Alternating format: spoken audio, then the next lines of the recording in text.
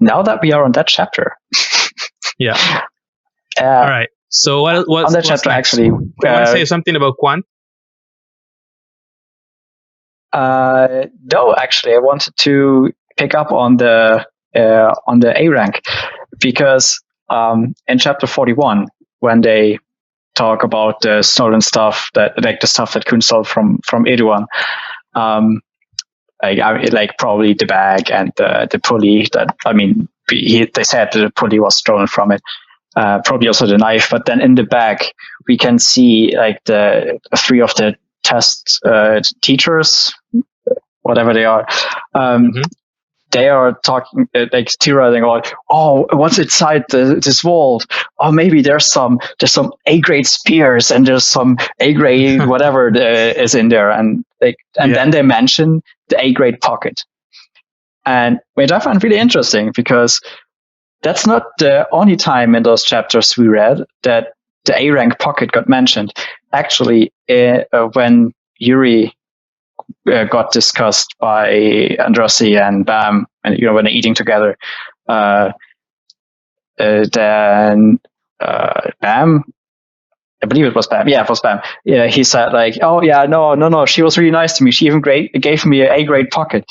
And it's, see, they wanted to bribe you. No, it wasn't anything like that. But still, they mentioned it there. Then in chapter 41 again, the A grade pockets come up, and then in his notes, I didn't read that yet, so shame on me. But he mentions again that how amazing these A grade items are, and I mean, the first discussion we had, I pointed that out again, that there must be more to them having an A grade pocket than we know. Also, to be fair, there's another thing he said about A rank pockets. I don't remember which chapter, but it's on this chapters we're reading. He did say that compared to the A rank weapons, A rank pockets are not such a big deal, but still they are A rank. So also true. All right, so let's move on to chapter 41, and because we're basically talking about that right now. So the things they talk about the pulley. You want to talk about the pulley, the bag, and talking about, okay, you already talked about the pockets, but also they talk about Kun Eduan storage. So I have some notes in addition to what I just said, a couple more things. But if you want to talk about that, what would you want to say about the pulley? Oh no, just the pulley is probably super expensive. Yeah, because it's made of a floating thing. Huh? What? The pulley? It's made of pure floaty stone, and it's said that not even lighthouses are made out of pure. Because they're just the stuff is so rare and expensive. Yeah, but the pulley is pure. Expensive stuff. So that thing was. I mean, he stole it, but still. Yeah. I wonder how he stole many things. I am waiting to see that. He stole an armor inventory. He stole what else? That floating stone, and the armor inventory that's shown in season 2. Isn't their treasure supposed to be in the nets? In where? In the nets in season 3. Nest. Oh, in the nest? No, but those are. I mean, that would probably be. Yes, it's not treasures, right? I think it's a different treasure. Yeah, because the Kun specifically stole from the Kun Fab, from Kun Eduan's personal vaults. So I don't think it's hidden in the nest of the Lopobia family. That doesn't really line up. How did he? But anyway, on chapter 41, we have a nice talk about the some of the things that you might find in Kun Eduan's storage. So on top of talking about the A ranks being extremely rare, SIU confirmed or repeated that Black March is considered a B to A rank weapon, depending on their stats. And also, Kun Eduan has the Great Blue Spear, which is an ignition spear, which are very rare. Usually they don't ignite. and there's only 11 made. And when it ignites, it becomes a V rank weapon when ignited. And the ability that it has is that it, instead of, when you throw it to reach its target, the ability it has is that it actually destroys everything on the way to the target. So, I mean, that's pretty overpowered and It's pretty badass. scary. And it says that Kun Edwan has never used it. So it's yet to be seen how he uses this great blue spear. And also, He's just so badass. He doesn't need it. yeah, he doesn't need that. He has the other one. And then there's Bagnil, which is another spear. So Bagnil, I'm going to read it from the wiki. It's a spear which can be used like an arrow and shot from a bow. It becomes B rank when ignited. So here's another spear that's also an ignition weapon that becomes a V rank. And this is when, after reading that, I thought, so when they ignite, obviously they become more powerful. But like how crazy it is that you need to ignite to become B rank. And on top of that, at the A ranks and the S ranks and the S plus ranks, like, wow. That's completely monstrous level. You can destroy a complete floor. Yeah. Or more. And that's crazy. And then is when he talks about the carrier. So all those things are talked about Kun Edwan's storehouse, which is very, very crazy. Yeah. All right. I mean, like, there's all these high tier weapons, like, and we've seen what that Black March is super impressive, and she's only a B tier. And then if you just, Yuri used in the when they exited the Hell Train on the station where the whole fighting happened. She used, was it a needle that she ignited? Yes, It had like a super long wind-up process. Like the thing was spinning and stuff was happening, and it took forever to actually ignite. So, I mean, I think that many of those ignition weapons are extremely situational. Like they become more powerful when ignited, but usually they're not made like to be used as ignited weapons. They're used to be used as their base form, with the ability in certain situations to be more useful. I agree. I'm not wrong. She even needed permission, and she can ignite it in every floor using certain floors.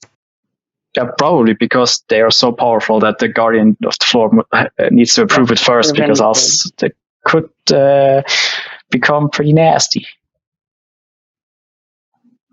Yep. All right. So let's see what's the next point on the tux. I have a couple of small points here about what Kun real team was and about his list of friends that he had. So, and also I think the most interesting point is going to be the Shinsu concentration in the test area. So, what are your thoughts on that? Yes.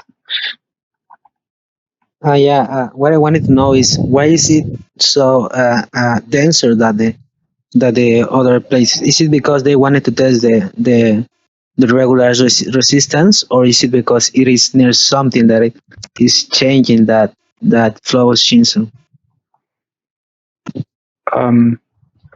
Personally, I think it was just to, like, the whole floor of test is more like a training, like a preparation thing. Yeah. I think they were slowly like increasing the density to prepare them for the higher floors. Like, it wasn't much of a density increase. It was enough for, like, on the picture we just have on screen, I believe, that Hats noticed it when he was swinging a sword. Actually, the Cyclops guy with the wings, like in the Crown game, he said, "Oh, it's interesting you're using big swords. Everyone else uses needles because, in the higher densities, they become like big swords become unwieldy because of the higher density." And I think that's the first time that Hats noticed that, and still he did actually pretty well against Quant. But also, like the Shinsu density was high enough that it was noticeable for regulars, obviously, like HUDs. But even like it wasn't extremely high, so that they were like actually massively affected. But still, like Anak was noticing it while running. That it was like, damn it, this Shinsu density is so high. I can't really like run as fast as I want. And like the fact, I mean, she is like a quarter, half a princess. I mean, she's a descendant of a princess, so she won best seat because of her Shinsu resistance. Yeah, she's sure resistant. Yes. Yeah, and still she like had issues. Like she noticed, it was noticeable to even her from just running that there was a resistance there. So it must have been. She's a bit uncomfortable. So yeah, but I think it is not only because they wanted to make the regulars feel like more uncomfortable and really a bit harder to move. But instead of something else that it is changing the flow of Shinsu around it. But I'm saving that for later. Well, I think everyone knows why. I have a feeling, yes. All right, so let's move to. So obviously we're not going to focus on the story because we know the story. You pointed out that the Lightbearers also got a friend list. So, I mean, I think that was very confusing to me because I guess it was supposed to be only for the scouts. Yeah, even BAM has one friend list. Or are they sharing the same that's one? That's what they use it for later. So why on there they have that text that it was supposed only for the scouts, and that makes sense. It made sense why it was chosen for the scout, but why does one have it? Why does one have it? I think they're sharing the same on paper. The friend list that Yeon Sung shows. Actually, no. The list that we get shown, which is Kun's friend list, it specifically says friend list, and then there's just light bearers or something. It says like behind it. See it. I think it was chapter 41 still, the end of 41. When they were talking about it. You put 42. So yeah, no, it's actually here. The beginning of. I found it.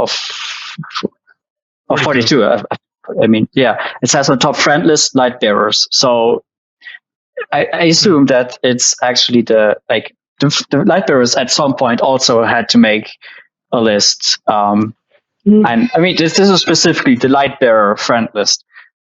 So I just assume they also have one. It's not like they used the same ones and it just happened to have one or something. No, I think they at some point had to have gotten the like make a friend list as well. Yeah, but it's weird, and they already mentioned that.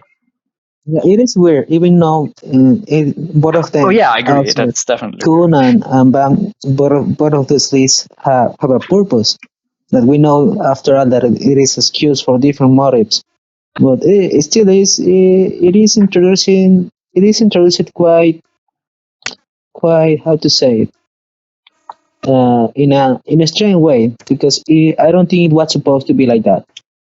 But yet, still, it made sense why. Because Kun wanted his. Maybe it was a test for everyone. Yeah, and the other leads. Yeah, we know what happened with the other leads. Maybe it was at different times or something. But while we are on that topic, the names on that list are interesting. Because on that list, we can see, well, Bam, of course, Rak is on there, Shibisu's on there, Hats is on there, Rachel is on there, Laura is on there, and we see Serena, I just always forget her name, one of the two, she's on there, and there's like 3 slots we can see. I assume Anak and Androssi are on there, but that still leaves 1 slot that we do not know. Who? Sorry?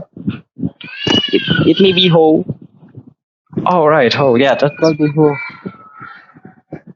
Yeah, actually, that's a possibility. I mean, of course, Serena, whatever. She didn't make it, obviously. And if it was Ho, that would also make sense that we do not like he obviously didn't make it. So I was just wondering who else would be a candidate on the list. I mean, obviously it's also not Waryun because, well, she already said that she was not going to pass herself. So If I'm not wrong, even in the anime, it's shown the full list of Kun, and there is Ho. well, I don't believe Serena was on that list though. Yeah, she was there. On the anime too? Yeah. Okay. I think so. In the anime, they show more. Very not on point currently. All right. So I know that they show, but I don't recall Serena being on that list. That's well. So let's talk about the selection process of Heron. So we are shown in this chapter how Heron chose Serena. And Jesus, you want to mention something? I don't remember if we talked about this before, but this has shown how Heron chooses people for the tower. Like it's like he knows everything that happens all around the tower. He's like actually the god of the tower. Even Serena says the actual god of the tower came to see me. And how does he know? He knows everything that happens. It's like he is kind of an omniscient being. Also, the point that it is quite confusing the way they are chosen and at what time they are supposed to go up the tower. It is like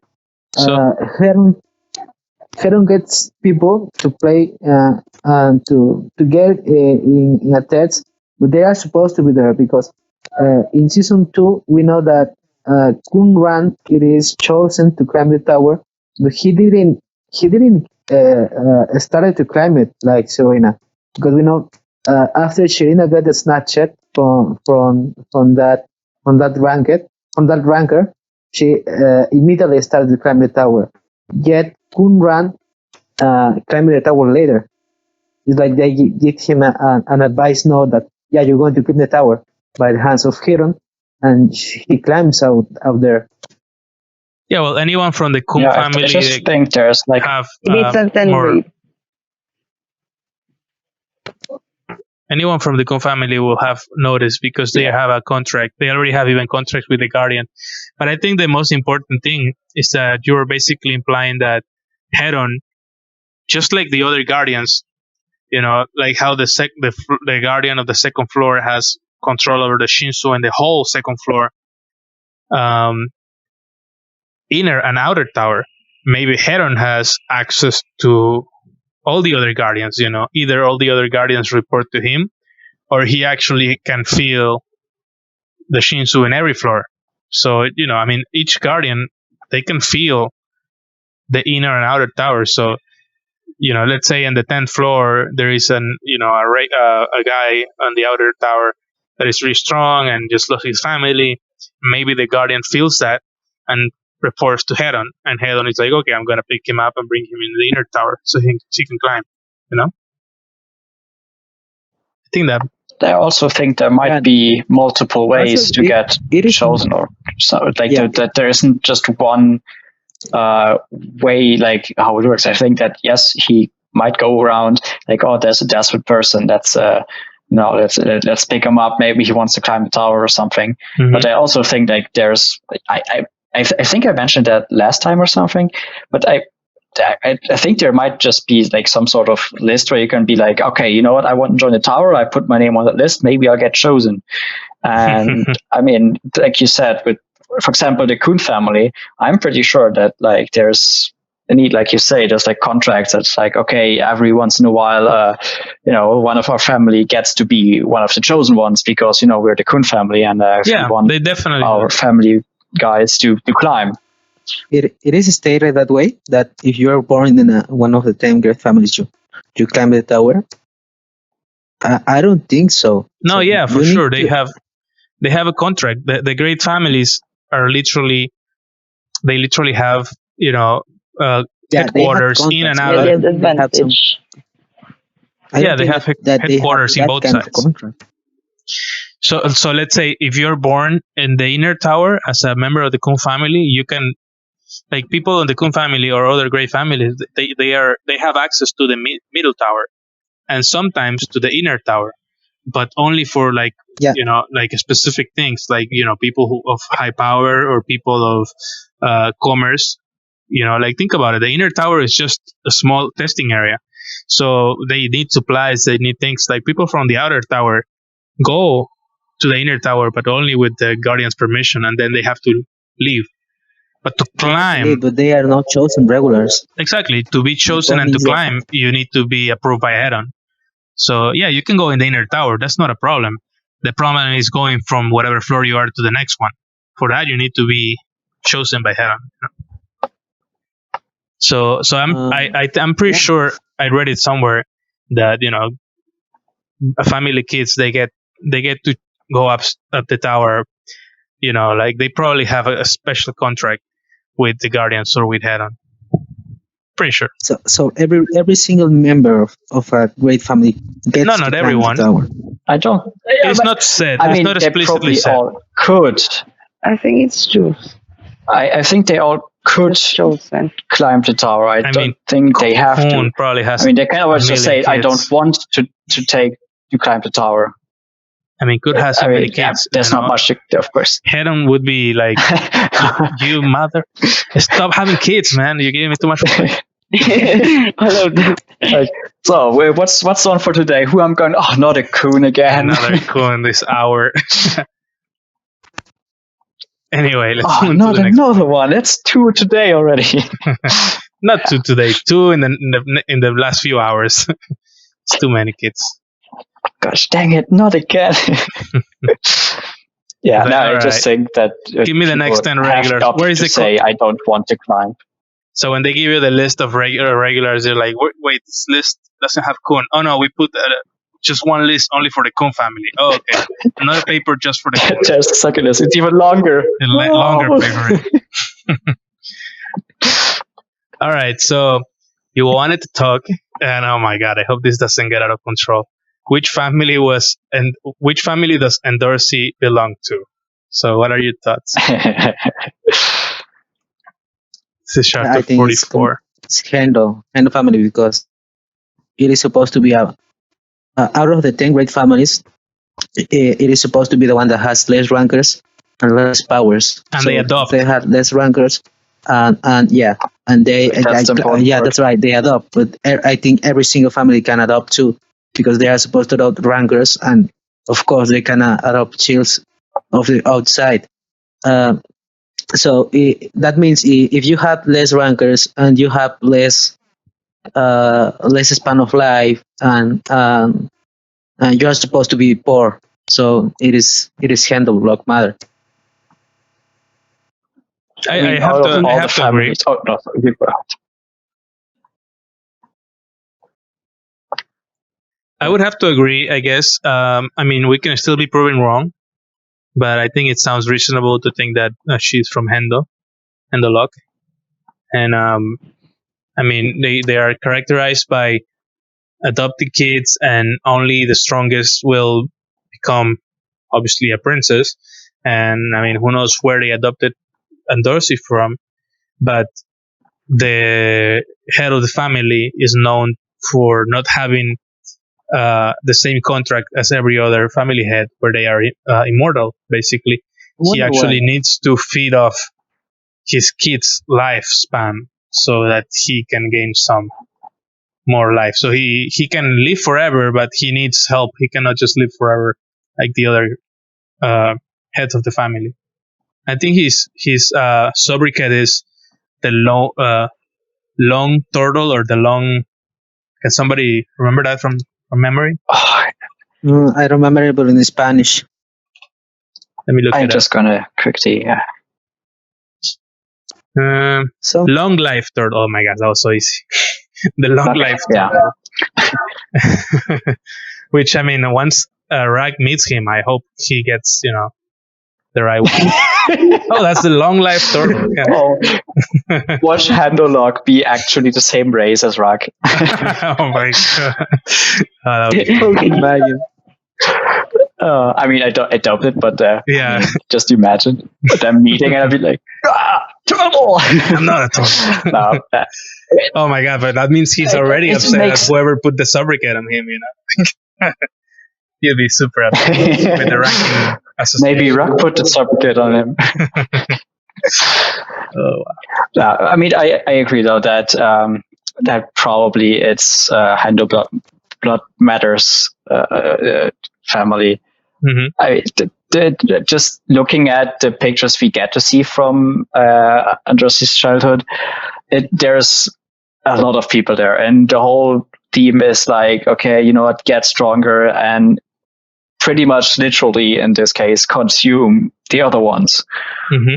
Which yeah, I mean, that pretty much fits to what you just mentioned, the way his immortality works.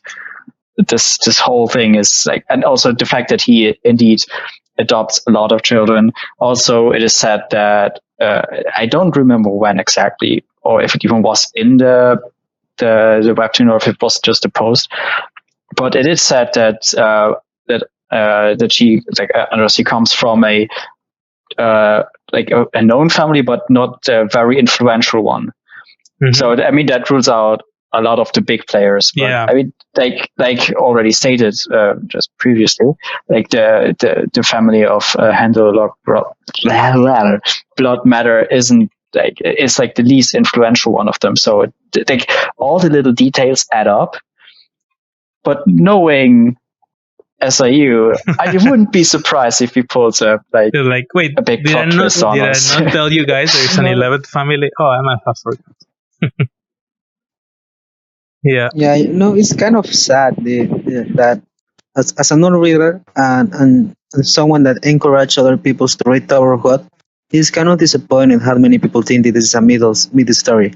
Like, we know a lot about the Tower of God. There are so many people that just read the webtoon and don't know anything about the author notes, the wiki, the Cafe of Siu, his original pods, the other stories. And they can see Tower of God in his full power, his full splendor. It is really sad. There's so many people that say, why does it come this? Where does it come this? It is another power up. Bam is so stupid. Typical shonen protagonist, power up after power up, and the story falls behind and behind and behind. Yeah, it's I mean, a shame. on one hand, I definitely agree. It's a shame, but on the other hand, like, I try to keep up with those polls always. Like, I have been slacking, and I mean, currently there's not much going on anyways, but like there were actually some periods where there was like almost a post every single day of SIU explaining stuff and like giving some other random stuff, and there's so much of that if you don't, like, trying to find that again is a nightmare, because like, it is really only the well, what some people who collect that sort of stuff thought was important, that's listed and that's like collected and stuff. But there's so much that is not on the list. For example, on the wiki, there's a lot on the wiki.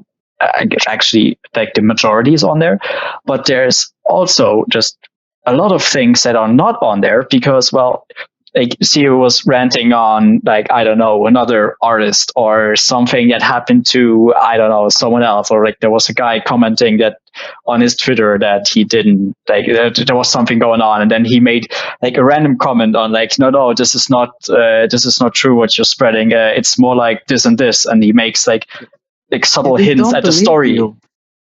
Yeah, I don't believe you. There's so much. But why do you take this? It is real. They need confirmation, and whenever you it is here, you need to read this.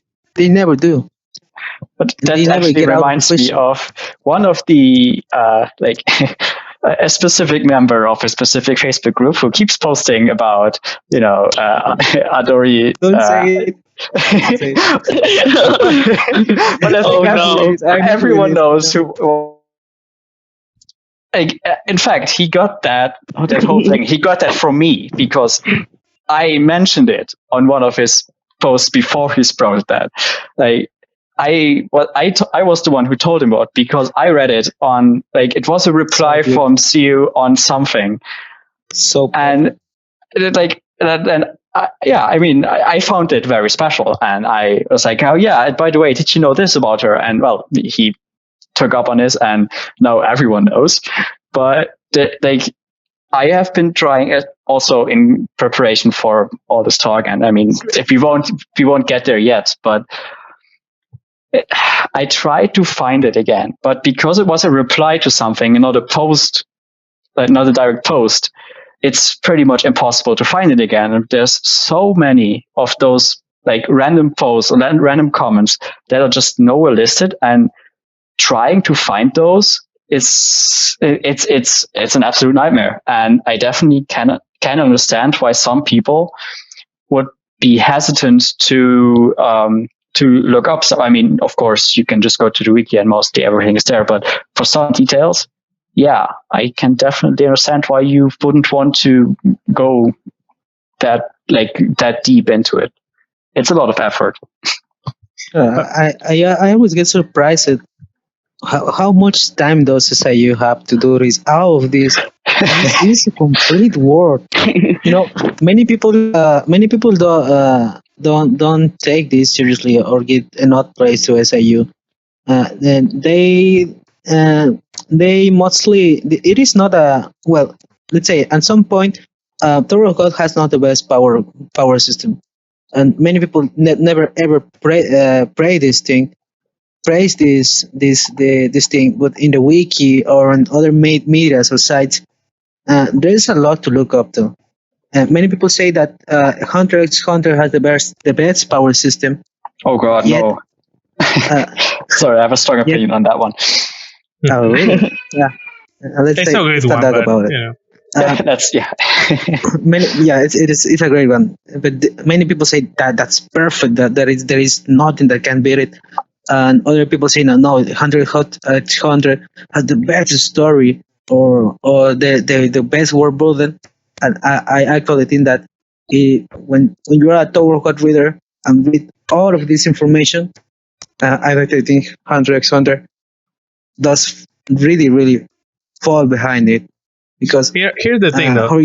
What's the thing is that Hunter x Hunter is a mixed bag, and it has both the underdog and the popular manga stigma, because it used to be kind of an underdog, and it was a really good story, but it blew up. So now it's one of the most popular ones.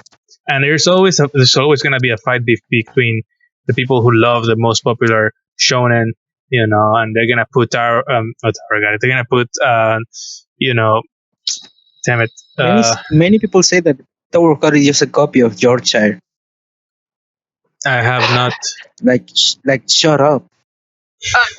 People always say that about everyone finds everything is a copy of anything, so whatever. Yeah, it's just that specifically, I have heard this before. I've heard many comparisons for Tower of God, and I think I think what people should realize is that Tower of God is not a manga. So stop comparing it to manga. It is not one. It's something entirely different. Is that people say that SAO is the same as Tower of God? Like die. Literally die. You have to keep talking here, okay? Family friendly, sorry. I mean, there's so many good stories. Family friendly. There's so many good stories, man. I mean, like, you can find problems with every story, and Tower of God has its problem, and it's never gonna be perfect because people like different things. There's no perfect. There's always There's always something that doesn't make it. Go ahead. Let's go back to Androsi, because while you were talking, I was doing some research while you were just having fun, guys. I was actually working for this, and I found out the image of the Tengri Way families. to put the blame. Yeah, I found the image Yes, that I there you made of the go. 10 great families, and Oh because, yeah. because I wanted to do some like, let's see which ones, let's drop down the ones that are not. But also, I remember, I don't know if somebody in the group said this before, but she wears a lot of red in the beginning, and during the wine glass test against the bull, she's wearing red, and that looks kind of like Hendo. Seattle If orange. we, if Hendo we look, agree that Hendo yes. look is this symbol, so she's definitely not Arya. She's definitely not Kun. Definitely not Eurasia, not a wave controller. Yeah, you're not. Not Gion, because she doesn't control fire, or she doesn't know anybody from the Gion. Let's say Vidal for a side. Let's say Lopovia for a side, even though she's not Definitely not. she's Yes, not she'll yell and there's Hendo. Lopapia has a very specific structure, like this clan structure and this animal family structure. So that definitely does not fit. Yeah, let's just discard Lopovia. That we have Hendo. Two Perios are usually light bearers, but we'll keep it there for a second. Then Ha, which she's not, because she knows Yuri, and that would be an obvious reference if they were. And there's Ari, which usually uses swords. So their only really options are Hendo, Tuperi, and Vidal. or Pobidao. So out of the 10, there's only 3 that she can actually be. And I think Hendo I don't think it's there shouldn't be. Vidal is indeed. I'll be surprised. It's so unlikely. Yeah. Pobidao is completely packed. They have a lot of money. Even they have they have workshop. good reputation. From the Hendo family, we only know of 3 people: Hendo Logmatter, Hendo Log Gladmeri, and Bel Bernardino, who is a random guy who appeared what second season, I think. So this guy. He got beaten. Oh god. I lost that guy. I love the ad next to hefty. He was supposed to be very big, right? He is very hefty indeed. Yeah. Sorry. But anyway, that's it about Hendo. All right, guys. What's the last thing we're gonna talk about? I don't actually. I think I might have to split this video in 2, actually. Hoss Ribbon. You want to talk about Hoss Ribbon? Okay. And the 3 eyes. No? Who's keeping that? Oh yeah, I actually picked up on that as well. Sorry. Give me a second, please. I'll keep you a few seconds. Oh, I'm reading wrong. All right, I'm back. So what I wanted to talk it was about Hoss Ribbon and the question he was giving to Rachel. In the moment he was keeping Rachel hostage, he put the knife on his neck, and we can only see the top part of the ribbon that shows 3 eyes. And the questions I don't remember quite which ones were the question that good damn it, he asked Rachel, but he said, if I'm not wrong, what did he say? Who is Bam? How can he learn so many things? That facts. How is he a monster? Where does he come from? What do you know? And I find it quite interesting because somehow there is a resemblance. With Jahad and Wagner. Refugee, yes. No, actually, but yes. Refugee, and he has that horn. He has that blonde hair.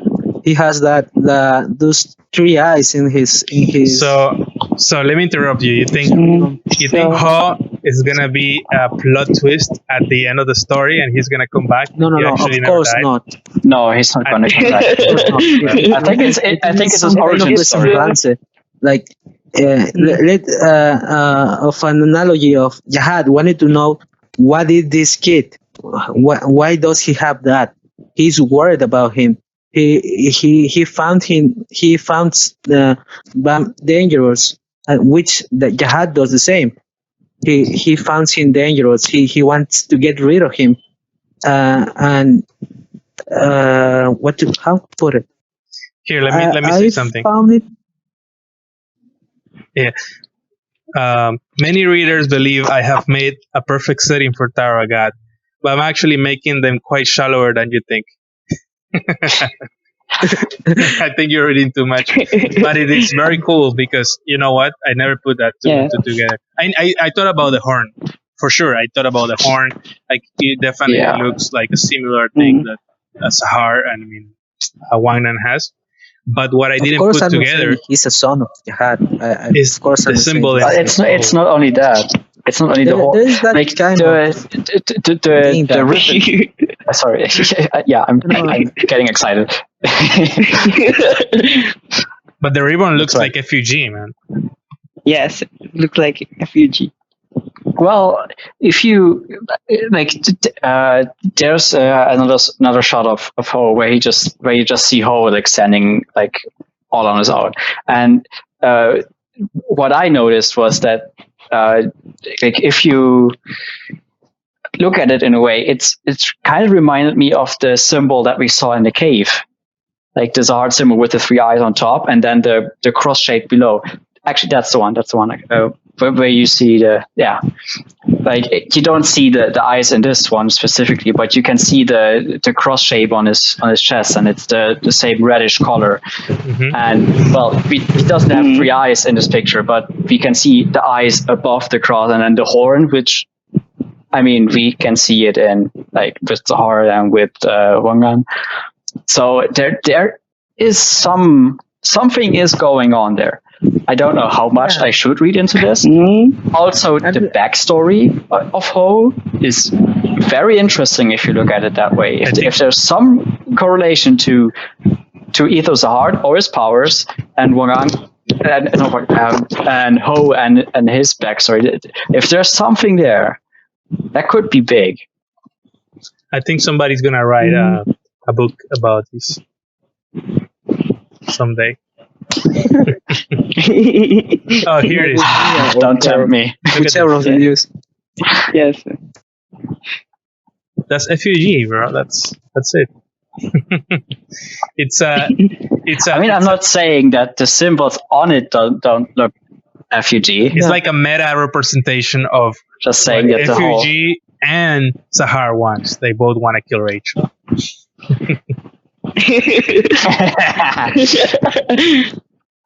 Damn it, Ho. That's really cool, bro. This is the highlight of the whole show.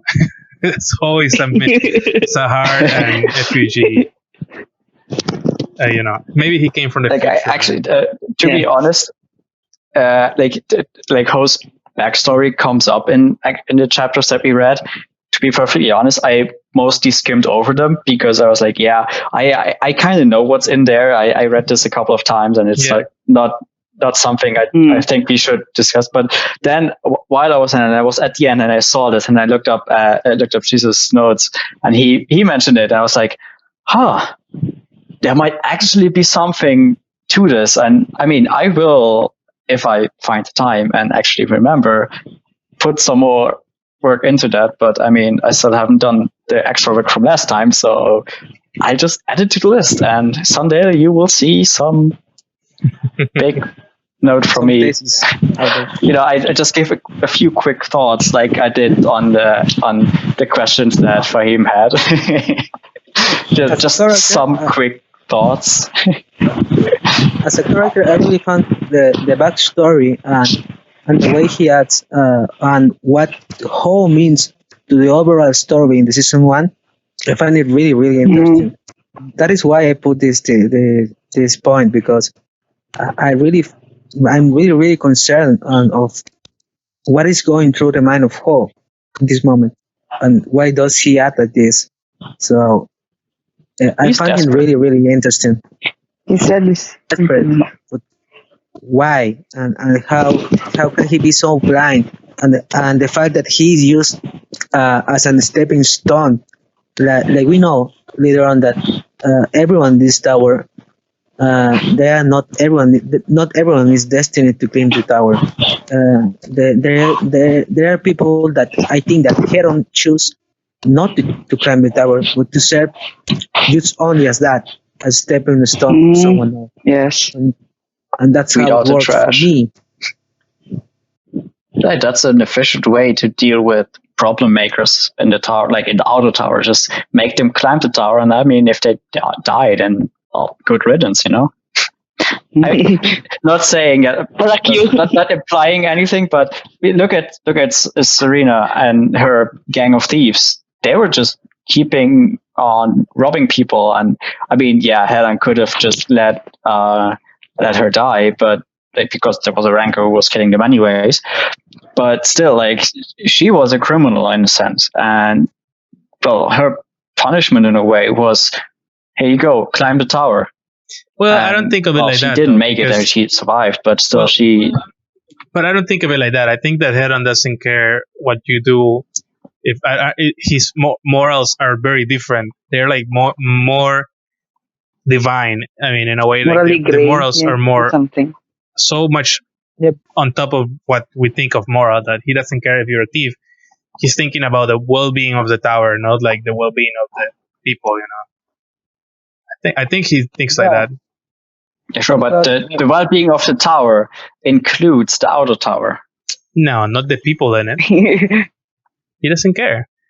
People live and die all the time. He probably outlives millions and millions of people. He doesn't care if there's somebody stealing, He cares about the actual tower and what the purpose of the tower is, which my theory is they want the... I mean, I don't say he minds the stealing. No, but he... I just think he only cares about somebody climbing to the top, That's what he cares. No, but if he is... Like you said, like if he needs people to act as stepping stones, it's a good idea to pick, the people that might cause trouble in the outer edges of the tower, like in the overall, like they won't affect the overall tower. Like they won't be like, oh no, the tower will crash if I don't do something about it. No, not like that. But I sure think that how do I put this? They still are like an issue. Like there's a population, and the population was there before the whole climbing a tower thing was even a thing. And I mean, now it's more humans than most of the original races, but still there is like some overall population, and that population is part of the well-being of the tower. And I don't think Scaron cares about that. I'm not saying he cares about specific people or anything. I just think that if he has to use someone, it's easy to pick those people because they are already in a bad spot. Well, they lost what then they had. If for Serena, a lot of them did. Yeah, but for like Serena, something happened to there was a ranker who killed everyone else. They are desperate. Now they have It's a common like he can't give them a reason. It's a common theme between all the first season characters that they all lost something, and that's why they're climbing. Yes. And second season, I think it's more on desire. Mm-hmm. I think it's more on desire of the person. I think. Yeah. That's why Hedwyn chooses that person, something like that, because it's how the tower lures people, right? On the top, agree. It's always on the top, something like that. I think. If they have a strong desire, yes, yeah, that's right. I think that's why motivations, backstory, or what they want to achieve, and you usually get what is happening to his mind, and that's why that's how they got chosen. Yeah, if you don't lose anything, usually you're happy with your life. You don't want to do anything, but if you're upset about something, then you have a strong desire, So okay, guys, let's finish with Bam thoughts of Rachel and Serena's speech, because that's basically the end of chapter 50 and 51, and we'll be done with this section. Which one? What Bam and Rachel, and then the speech that Serena gave. Jesus, you had some comments on that? I don't remember Serena's speech. I have talking so much about it now. It's the very last chapter. Serena said, I found it quite interesting what Serena said.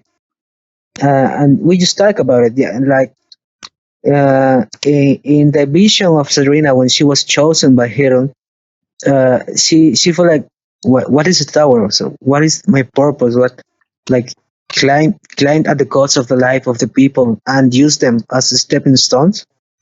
Like, wow, this sucks, and that's what the tower that's what mean.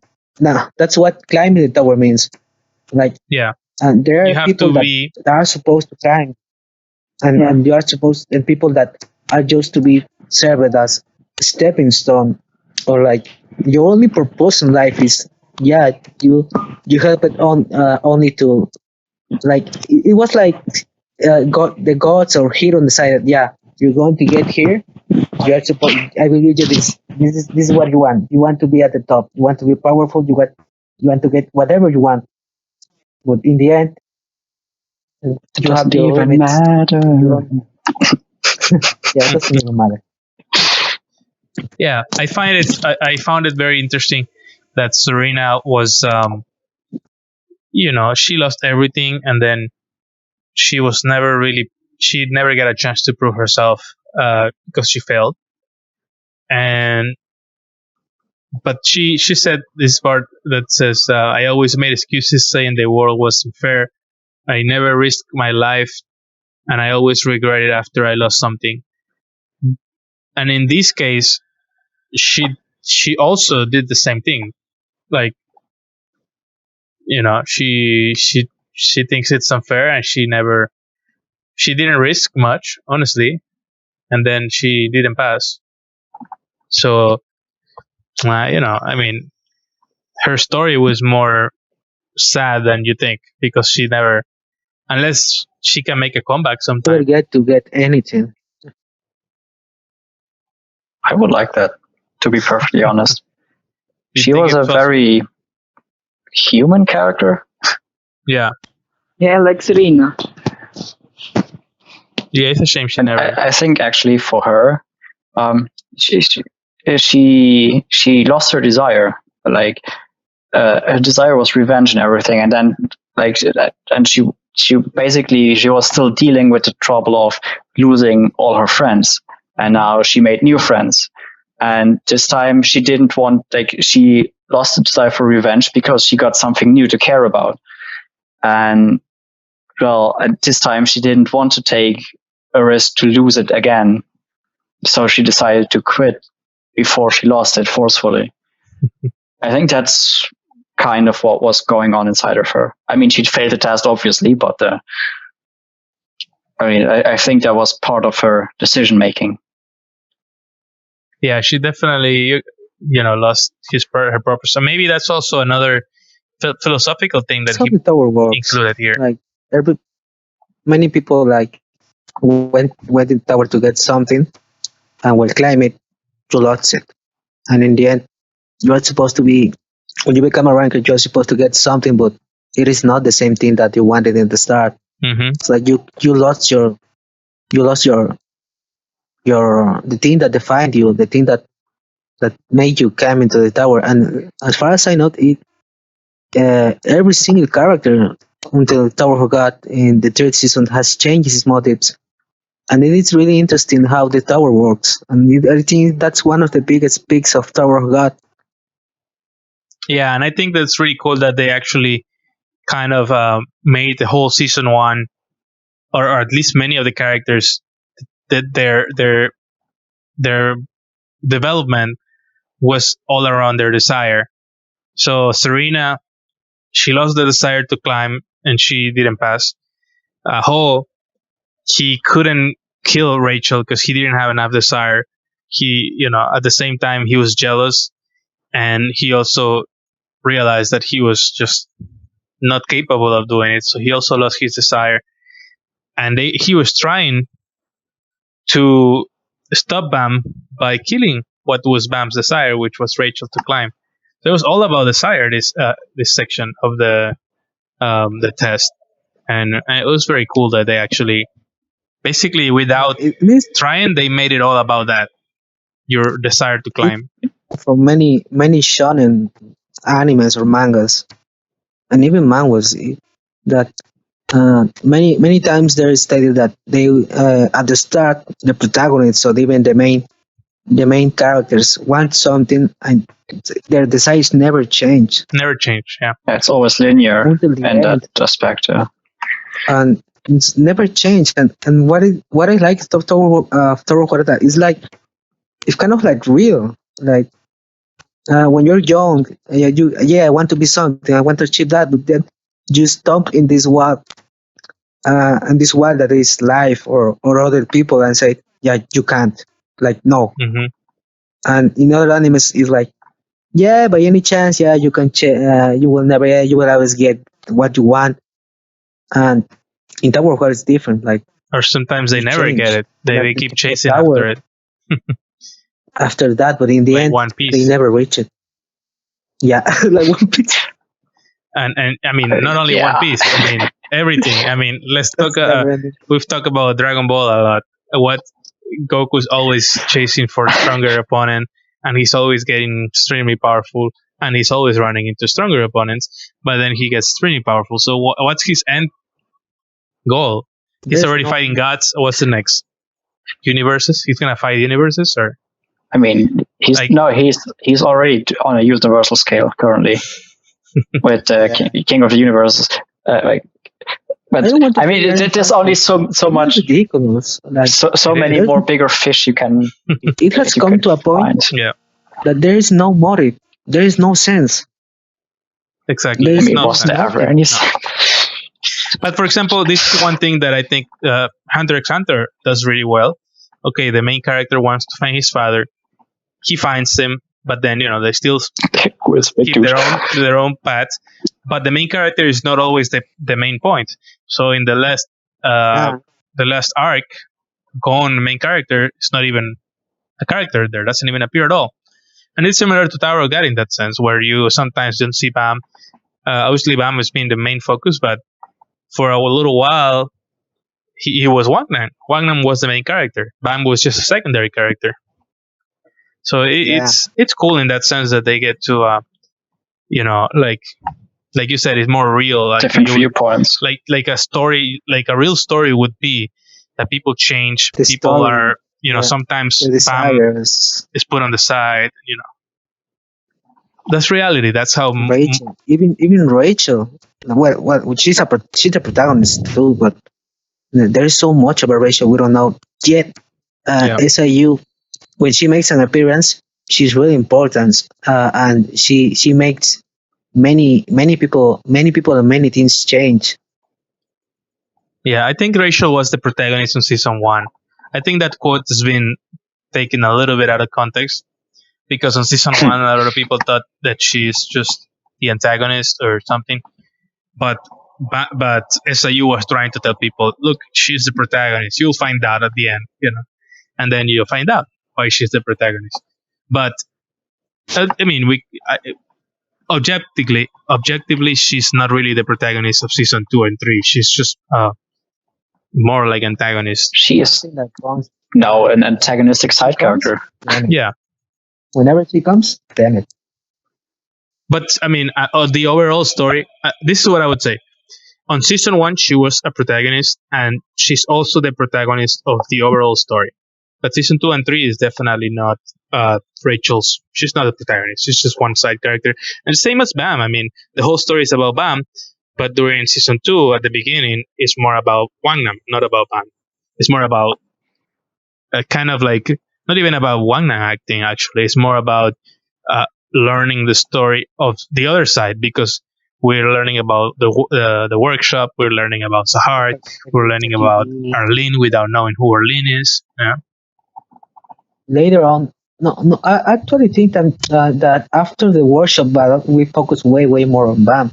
Like Bam finding himself, Bam finding what is the real motive of his life, and why Rachel did that. After they pierce Wangnam's heart, they kind of forget about Wangnam. They're like, okay, this guy. Oh, he will return. Of course, but I'm pretty sure he will return. Oh, of course he will. Anyway, he's really big in the story. We're jumping too far ahead, but as final thoughts on are we now? And the end of I forgot the test. The Seek hide and seek test. We see Rachel. We see Yuri and Hi, her Rachel. and her Walk High Song team that are getting closer to the second floor. And that's it. I think unless you guys want to say something else, that's where we're ending this week's. Next week, Yeah, we'll do. I think that's a good point to end. Yeah, next week we can maybe do just talk about Shinsu, or we can actually go into the next episodes, which should be 51 to what? I think we should go to the next episode because even though Shinsu is a really interesting topic to talk about, we need to organize ourselves. I could talk about Shinsu for a for while. that. Yeah. So next week, let me check right here. 1 second. No, can't find the link. Oh, wiki. There we go. So this is not it. All right. So we'll talk about it later. So it should be around 52 to chapter 768 or something like that. But I don't think it's until 78. Is it? The season ends at chapter 71. Let me check. I think I know what you want. Like the big twist is at 64, and the season ends at 71, if I recall correctly. But I might be off a few. What the first season ends chapter No, the last episode 78. is 78. 78. Yeah. So next week we will cover chapter 52 to 74. Right, that makes sense. Okay, so 52, which is the submerged fish, which will be the test Submerged of fish. Yeah, the glass of wine, the test given by the administrator, the last examination, and then we'll end there, and then we'll do one more just for the epilogue, and then we'll probably talk about season 2 or whatever, just a summary of everything. I think after we're done with the epilogue and maybe the review, like I think we have like 2, maybe 3, like the times we can just meet and talk about so many things that we have always put aside because they take too much time. But yeah, I think there are a couple of them that we should discuss before moving to season 2. Yeah, like we can get that opportunity to talk about Shinsu and weapons and princesses. Yeah, we didn't talk about the ranks, about we didn't really talk much about irregulars either, a little bit, but not a lot. That's what I wanted to say, that irregulars need to be talked about. How do they work, and why does the rules of the tower don't apply to them? Maybe we should talk about the Axis and tells user stories. Yeah. Oh, that's cool. Oh, but in that case, we actually have to read the Tells User Stories we really need beforehand, because it's just a little if we just talk about it in the... Yeah. Oh, right. I have a friend that has the first 5 chapters of Tells User Story, but it is in Korean, and he doesn't know how to translate it. Does anyone here have a friend that can translate it? No, but I think there's in wiki, I think. I mean, I guess there's English ones. Translated one. I can turn on my Duolingo and maybe start learning Korean. If it's a picture, it probably won't work. But I have seen links to at least parts of it. So, I mean, once we get there, we can make sure everyone's at the same level. Because talking about this with only the scope of Tower of God wouldn't get us very far. I have a chapter 1 and 2 here in Spanish. I have a friend that says that he has 1 to 5. Actually, it's I found Portuguese. 4 and 1, I believe. But yeah, I'm pretty sure we can manage to get that together. Yeah, we'll figure it out. We'll find out. All right, guys. Have a good night. Have a good day. Good morning. Good afternoon. Hey. Yeah, good morning. Wait.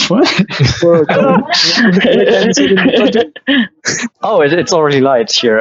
It's all close to 6 a.m. So. Oh my god. Yeah. Right. Yeah. Good morning. I go to sleep now. You just wanna keep going at first. Good night. I actually might. Yeah. I think good night, guys. Bye, yeah. guys. Whatever. Yeah. Good night, guys. Yeah.